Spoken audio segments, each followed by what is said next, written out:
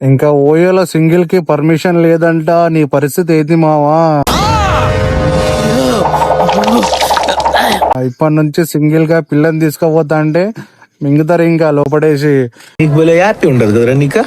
మొత్తం rule change చేసి ఇచ్చారు. ఓయో వాళ్ళంతా ఓన్లీ కపుల్స్ కే అలౌడ్ ఉందంట. కపుల్స్ మీన్స్ మ్యారేజ్ అయిన వాళ్ళకేనంట. అది కూడా విత్ ప్రూఫ్ తో అలా అలౌడ్ చేస్తారంట. సరే తరలే, ఎన్నెన్నో అనుకుంటాం, అన్ని జరుగుతాయి ఏమిటి?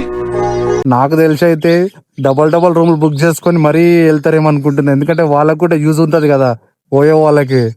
ఇట్లా అయితే నీ పరిస్థితి ఏంది మామా చెప్పు. అంట అంటే ఓయో అంట. ఓయోలు వేసి నొప్పుతారు ఇప్పుడు. ఇక ఒక్కో రూమ్ లో ఇద్దరు అంటారు. అట్లా డబల్ బుక్ చేసుకుని కూడా పోవచ్చు.